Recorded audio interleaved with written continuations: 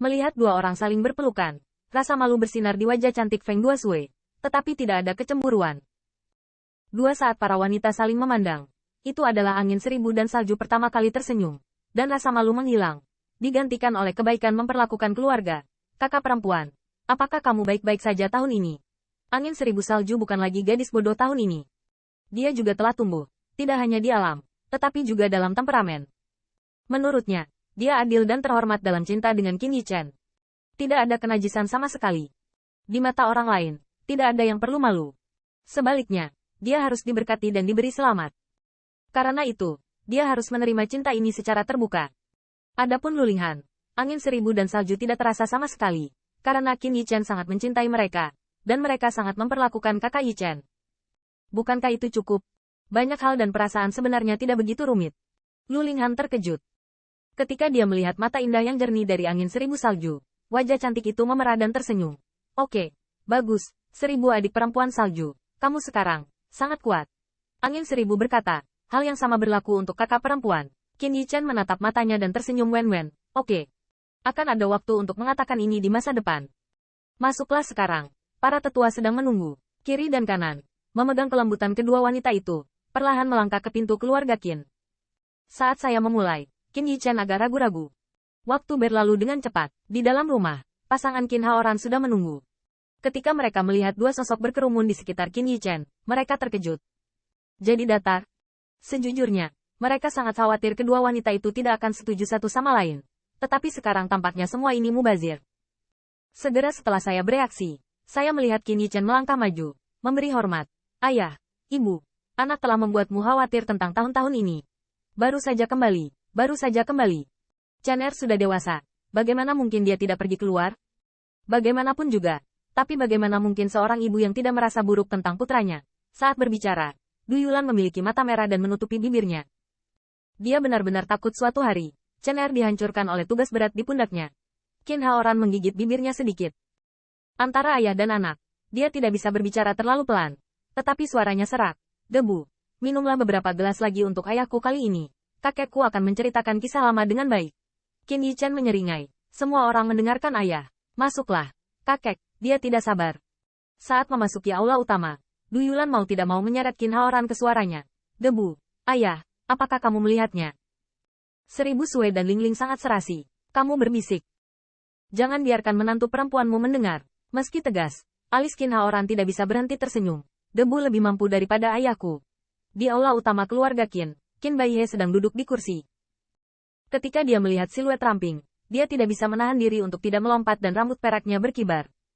Bajingan kecil, kamu tahu kamu kembali. Rumah besar ini adalah keputusan akhir dari Qin Lord. Terlepas dari apakah Anda berada di luar rumah surga suci atau pejabat tamu yang dihargai oleh kaisar negara-negara berperang utara, di sini Anda harus jujur. Sudut mulut Qin Yichen berkedut. Di hadapan Lord, dia tidak berani memberontak, bocah itu yang terlambat. Dia akan menghukum dirinya sendiri 3 cangkir dulu dan membayar kakek. Sambil berbicara, Qin Yichen mengangkat roti panggangnya dan meminumnya. Bangau putih menatap matanya, dan mata tua itu menangis.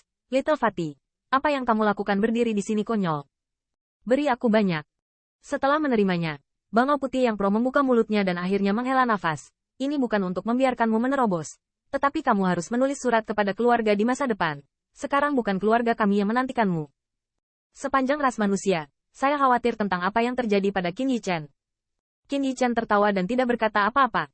Senyuman inilah yang membuat Pro Baihe sakit hati. Karena dia tahu bahwa Qin Yichen tidak merindukan rumahnya. Tetapi dia tidak ingin memberitahu keluarganya sampai dia membuat nama untuk dirinya sendiri. Setiap pemuda di dunia memiliki periode pengalaman seperti itu. Dan Qin Yichen tidak terkecuali. Dia bahkan perlu bekerja lebih keras untuk bertemu mata yang telah lama ditunggu-tunggu itu. Tuan, Saudara Qin kembali hari ini. Jangan bicarakan itu. Duduklah. Saudara Qin, cepatlah dan penuhi Tuhan. Dengan Ye Liangchen membantu Zhang Luo, ketika semua orang akhirnya duduk, Qin Yichen juga membuka hatinya dan dibesarkan bersama. Perjamuan angin tidak berakhir sampai senja, dan di malam hari, Blood Pond dan yang lainnya juga berkunjung bersama.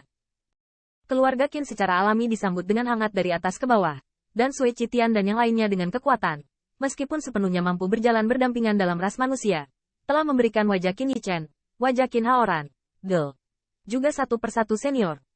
Tidak hanya itu, meskipun mereka datang dengan tergesa-gesa dan tidak sengaja menyiapkannya, beberapa orang mendiskusikannya, dan masing-masing mengeluarkan beberapa harta, yang semuanya adalah kesopanan.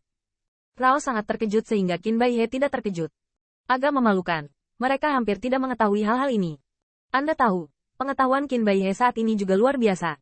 Apakah itu kamar dagang atau di dalam klan, siapapun yang dapat mencapai daya harus mengirimkannya terlebih dahulu ke Qin Mansion. Meskipun Qin Baihe dicolokkan kembali setiap saat, dan dia diinstruksikan untuk melihat siapa yang membutuhkan rumah surga suci lain kali, setidaknya pengetahuannya jauh lebih lama. Harus dikatakan bahwa konotasi dan sumber daya benua Jisoo jauh lebih baik daripada 10.000 benua. Namun, setelah pengenalan Sui Qitian satu demi satu, Qin Baihe bahkan lebih terkejut dan bahkan tidak bisa mengambilnya, yang terlalu berharga. Setelah 3 syirik, Sui Qitian juga lepas kendali. Putra Tuan terlalu malu. Dalam keputusasaan, dia hanya bisa mengungkapkannya secara halus. Jika Anda tidak menerimanya, kami semua akan meminta ramuan Qin Brother. Selama perjamuan, Sui Qitian dan yang lainnya berbicara tentang banyak hal menarik tentang daratan Jizoo dan betapa cantiknya Qin Yichen. Mengenai permusuhan antara kerajaan dan kerajaan Korea Utara, Qin Yichen diam-diam membunyikan transmisi, memberi tahu Sui Qitian untuk tidak mengatakan lebih banyak, tetapi ada beberapa kontradiksi itu saja. Sui Qitian mengerti, dan pada saat yang sama diam-diam merasa bahwa ketika dia menjadi orang tua, dia khawatir anak itu akan menderita, dan dia adalah seorang anak, jadi mengapa tidak khawatir tentang kekhawatiran orang tuanya? Di malam hari, jamuan hanya tersebar. Salah satu anggota keluarga pergi dengan sangat diam-diam, menyisakan kesempatan untuk 3 orang yang bersatu kembali. Sui Qitian dan yang lainnya secara alami memiliki penglihatan yang bagus, dan menemukan alasan untuk pergi. Akibatnya, di meja besar, hanya Qin Yichen dan 2 wanita yang tersisa. 3 orang harus menghadapi masalah yang sangat serius. Malam ini, di mana suami tidur? Eufemisme Elflinghan seperti nyamuk dan lalat. Warna merah pada wajah cantik kali ini tidak dapat lagi disembunyikan.